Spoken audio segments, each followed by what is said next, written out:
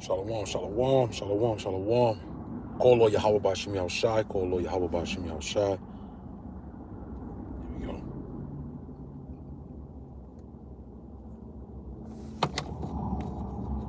Shalom, shalom, shalom. Yeah, real quick, I just saw the Elder Mayaka Allah, Bon Ra'awa Bon. His pages. He just posted a video basically assassination attempt on Netanyahu. So I want to check that out later. There's a bunch of videos popping up. You know, spirits want me to do this one. Call Lord Yahweh Bashim Yahushai, Bashim V'Kakwadash. Double honor to the apostles, the bishops, the elders of Great Millstone. Shalom Lavahariam. Yahweh is the name of the Heavenly Father, which is the God of Abraham, Isaac, and Jacob. Bashim, which means in the name of. Yahweh Shai is the name of the only begotten Son, who was sent to deliver the children of Israel from their sins. Bashim Rakakwadash means in the name of the Holy Spirit, which is the volume of the book, the Spirit of Truth. And Shalom Lavahariam, peace to the elect. That's the men, women, and children whose names are written in the Lamb's Book of Life, who's ordained in these last days. The pen and destruction, we just got to be mindful of how we, on our conduct, our conversation in these last days, as the scriptures call it.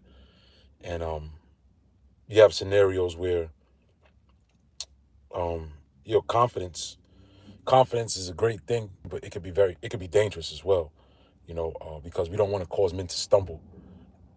If you have confidence, and then, as an individual that may not have as much confidence, you have to be aware of how you maneuver, the things that you say, different breakdowns, understanding. Some things are just between you and the Lord. We have to discern what to speak on, essentially. But then there's the other aspect too, where, a man can have a particular confidence and then another man doesn't, and then he stumbles at that because, look, this man is, being straightforward. He's just being himself. And another man that may not be as, rough around the edges, I'll say, if you will. That's just a terminology. It doesn't even have to be necessarily rough. But when someone's confidence, they typically are bold in what they're saying, and then sometimes a man's boldness can rub someone wrong. But at the same time, you have to have enough boldness, you have to have enough confidence within yourself to receive what's being said, no matter how it's being said. All right, I know amongst Dallas, I know the priest Ariala, the elder Ariala, he says, and the elder Yashawamba mentions it, how you have to have a tough chin in this thing, man. If you're in a sparring competition, you don't want to spar somebody that you're just going to be able to beat up on. All right, you don't want to. You're not going to be in a sparring. You're not going to be in a sparring match with somebody that's not going to give you a run for your money. All right, when you're sparring, you want to spar somebody that's on a level to bring you up on a level. That's why the scriptures tell you, says, where iron sharpeneth iron. All right, now if your iron is dull and another man's iron is sharp, what's going to happen? You're just going to jack up that dull iron, and then you're never going to become as sharp. So you have to be sharp enough yourself to, stand within, stand within the confines of what's going on, I'll say. So I just got a couple scriptures that I was thinking about this, because again, a man's confidence, a man could say something and not have ill intention. He's just being confident. And then you have another man thinking like, oh, well, why you got to say it like that? Whatever. Well, sometimes that person that's feeling some type of way has to take in mind, like, maybe, I just need to eat up what's being said. And then the other person, on the other hand, that's being confident has to be aware of everyone else as well. Is because it's not about just saying things with confidence per se. Sometimes you have, the point of saying things and conveying a message or delivering a message is so that other individuals can actually receive it. So no matter how you slice, no matter what's being said, you have to slice it in a particular manner so it can be received. That's the point. All right, so anyway, this is the book of Romans chapter 14. I'm going to start at verse 1. All right. Like I said, I got a couple more that I want to go into. Romans 14:1. Him that is weak in the faith receive ye, but not to doubtful disputations. For one believeth that he may eat all things. And a lot of what I'm going to go into is from an analogy of a food standpoint, because this is what was happening during the time of when, you had the Jews, because the Jews had the confidence because they came from the circumcision. They grew up knowing that they were Israelites, and they would come around the Gentiles, the Greeks, all right, the Greek-speaking Jews, the Greek-speaking Israelites, and kind of shun them and kind of talk down on them, and, because of the customs that the Gentiles were coming up out of, all right? And then you had also, too, you had Gentiles who were stronger in the faith, all right? And they would eat particular things, okay, that were sacrificed unto idols, and they, in their conscience, were strong enough to deal with it, as opposed to someone that was weaker in the faith would look at them and say, yo, why he doing that?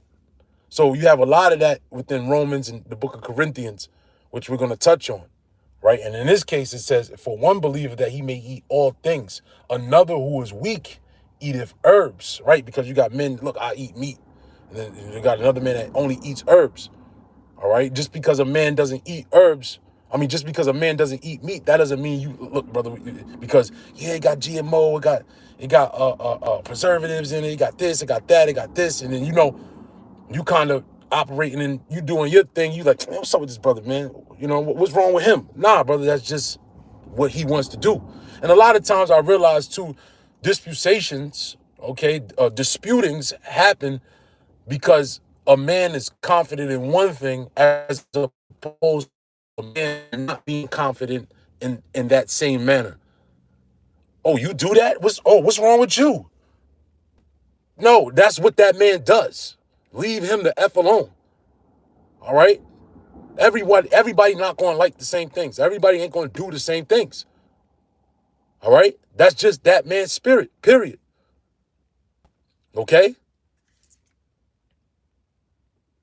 Let not him that eateth despise him that eateth not.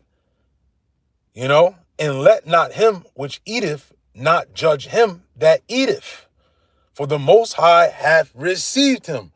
All right? There's particular things that men do, all right, in the faith, that are confident in the faith. Like, for instance, the concept of dealing with harlots. You got brothers that deal with harlots. You got brothers that deal with Edomite women. You got brothers that don't deal with the nigga woman. You got brothers that only deal with that don't want to deal with the northern tribe. If that's what that man want to do, that's what he want to do. Period. That's what it says here. Look what it says. It says, keeps locking. It says, who art thou that judges another man's servant? To his own master he standeth or falleth. Yeah, he shall be holden up, for the Most High is able to make him stand. Okay? Because that man is not a servant to you, per se. Now, we all are ministers to one another, right?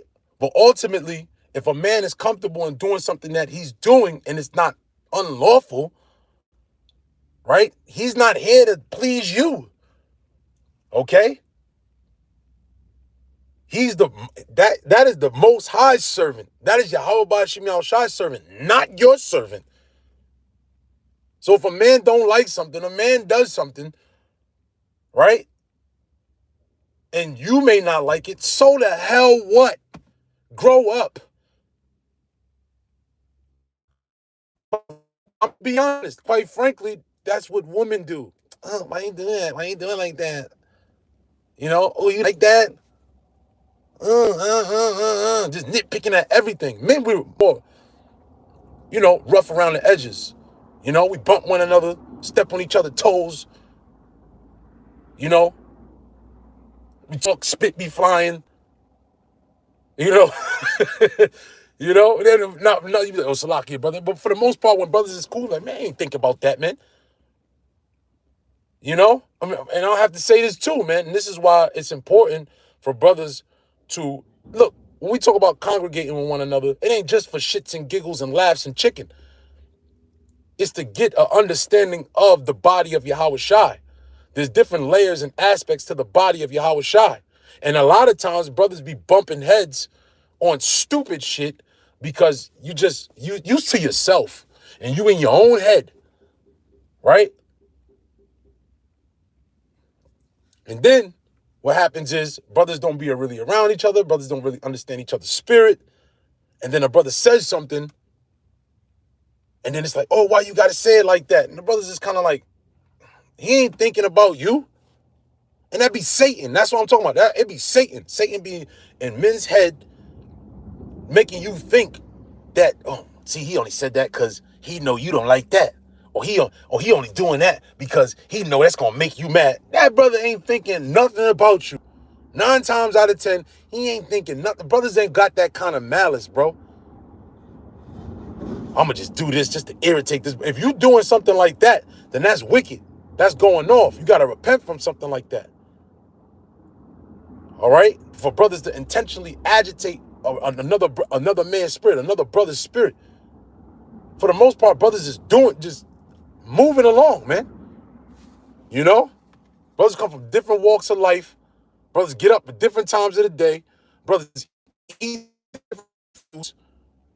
You know? Damn, my bad. Yeah, it says what? Check it out. It says, verse 5, one man esteemeth one day above another, and another esteemeth every day alike. Yeah, you got some brothers, look, I like to go out on Tuesday. Like, you like to go out on Tuesday? What's wrong with you? Man, Friday's what it, that's what it is, man. Stupid. And, you know, it be something because, you know, Jake be like, facts, right?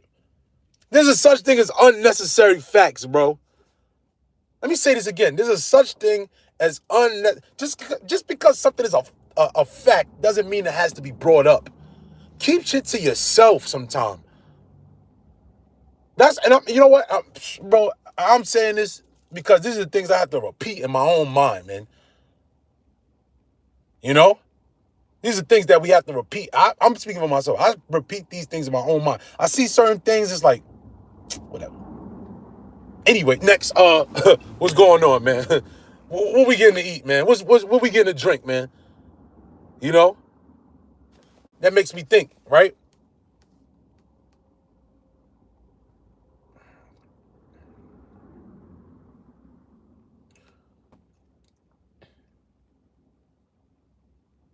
Let me finish this first. Verse 6, Romans 14:6. He that regardeth the day regardeth it unto the Lord. And he that regardeth not the day to the Lord, he doeth not regard it. He that eateth, eateth to the Lord. For he that giveth the Most High thanks, and he that eateth not to the Lord, he eateth not, and giveth the Most High thanks. You know? So you don't know a man's walk. A man can be doing certain things because he has a personal relationship between him and Yahweh Ba'ashem Yahushai, and that's the journey he's on. He's moving in a particular fashion. Now again, let's go to, do we want to go there? Yeah, I want to go to the one in Peter. Let's go to Peter. All right, 1 Peter chapter 2. And you could tell, and I like to use these examples based upon the books and the characteristics that we get from these books. You could tell Peter was a brash person. You know, you could tell he was kind of like, he had a lot of trespasses between him and brothers where they was riffing, bumping heads and shit, because he bumped heads with Yahweh Shai on numerous occasions. So what was he doing with other brothers? You know, what was his conversations like with other brothers? You know, so he's gonna speak on it. You know. This is 1 Peter chapter 2, verse 12. Having your conversation honest among the Gentiles. Right. Because remember, right? What happened? Because it was Peter and Barnabas, they was faking jacks. They was acting this particular way around the Gentiles, but then Paul got on their case. Remember, right? It's like, yo, man, you acting this way with the Jews, with the circumcision, but when the Gentiles come around, you being fake. Paul got on their case. So Peter like, yo, look, have your conversation he learned from it, obviously, right? Having your conversation honest among the Gentiles, meaning what? In the NLT, it says, be careful to live properly among your unbelieving neighbors, right? Go back to the KJV. Whereas they speak against you as evildoers, they may by your good works, which they shall behold, glorify in the day of visitation, right? Because your works, you got brothers who got family members who see how they're conducting in life may not believe in the word, but they see the works of the brothers and how they're moving. They got jobs, brothers got homes, brothers got, invest into this, and they got their own car, they got this, they got that.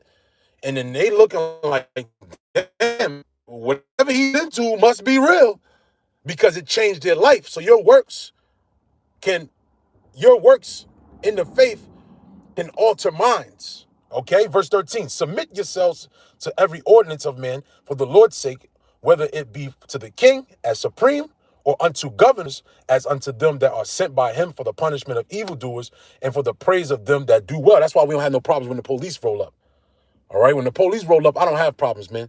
All right, police roll up, my window go down, my credentials, boop, boop, boop, here you go. I don't ask no questions. Here go my license, my registration. All right, in the state of Maryland, that's all you need. I know in Jersey, New York, they want license, registration, and insurance. In Maryland, all you need is the license and registration. Boom, boom, boom, boom. That's it.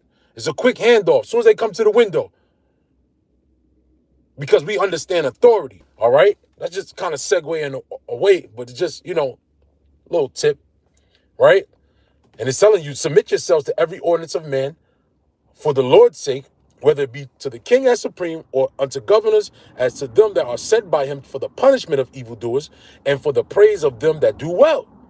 And for the praise of them that do well, right? For so is the will of the Most High, that with well-doing he may put to silence the ignorance of foolish men, as free, not using your liberty for a cloak of maliciousness, but as the servants of the Most High. You see? Because we do have particular liberties in the faith to, conduct in certain manners, to pick and choose, whatever habits and attributes you put on yourself, right?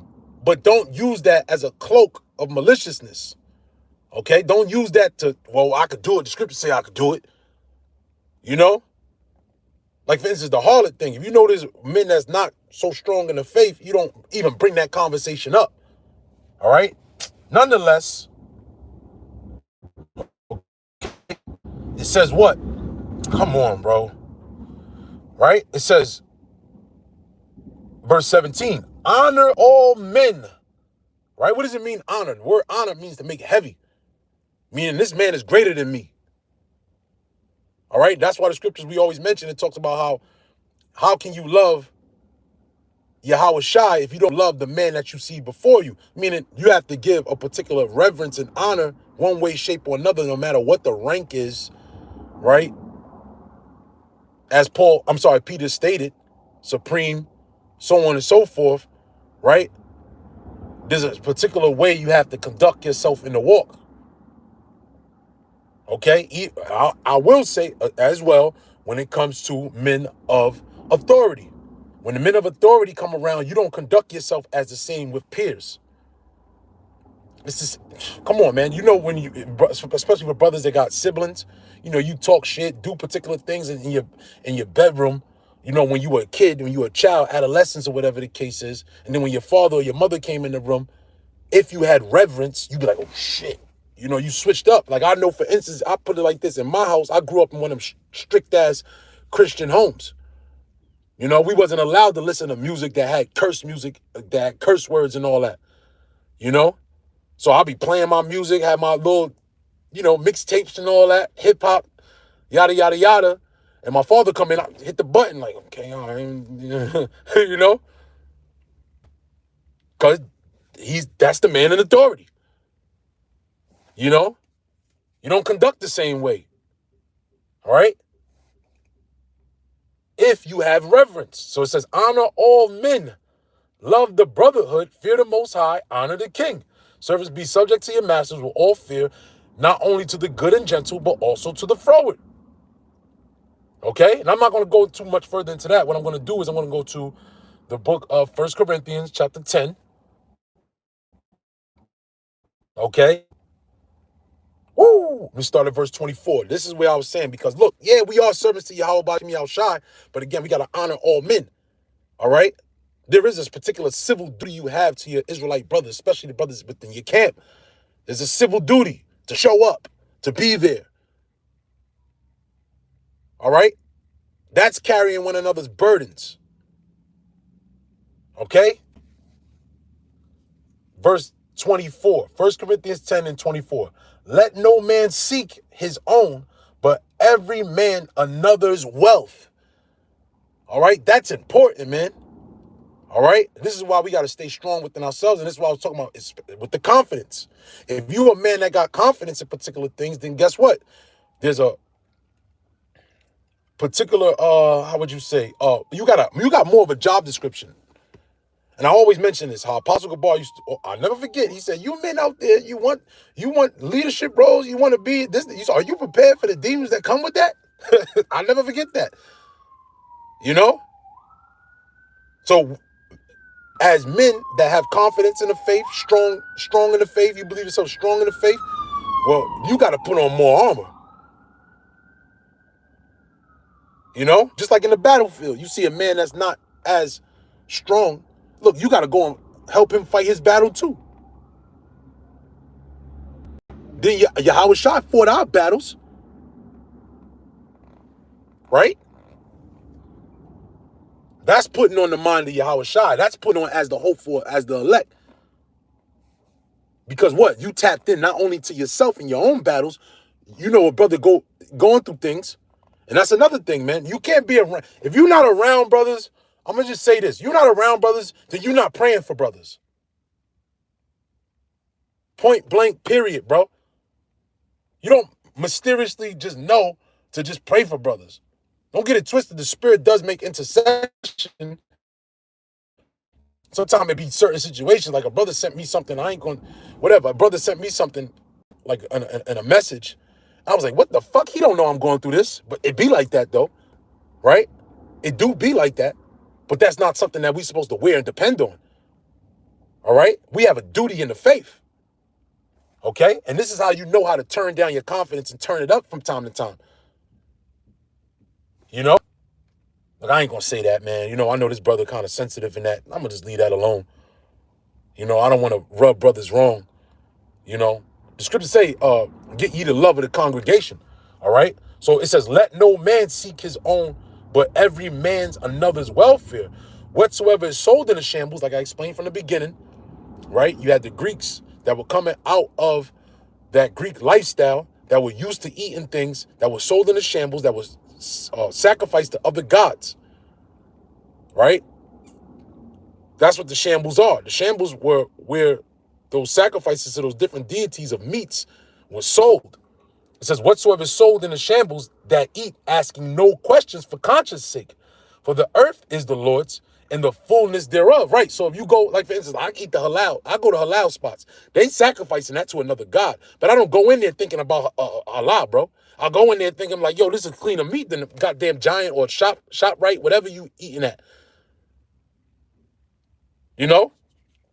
It says what? For the earth is the Lord's and the fullness thereof. If any of them that believe not bid you to a feast, and ye be disposed to go, whatsoever is set before you, eat, asking no question for conscience sake. But if any man say unto you, this is offered in sacrifice unto idols, eat not for his sake that showed it, and for conscience sake, for the earth is the Lord's and the fullness thereof. Conscience, I say, not thine own, but of the other. For why is my liberty judged of another man's conscience? You see? Our liberty is judged based upon another, meaning how he processes things, okay? How we move. We don't want to manipulate how another man processes things. All right? Especially new believers, men that they're not so privy to certain things. Look, in other words, hypothetically speaking, if a brother, like, man, I don't watch sports, man, because that's to separate deities, man. They don't football, man. They worshiping another god doing that. You know what, brother? When we watch the Super Bowl, you not invited. It's just that simple. All right? So, in other words, we confident. Then what? Man, I ain't think about that. But we ain't gonna be like, man, what's up with this brother, man? What's wrong with this brother? I'm just giving a hypothetical. Man, brother tripping, man. What the fuck is wrong with him? That's that. Look, bro, he can't handle that. That's it. Let's not even talk about it. All right? It says what?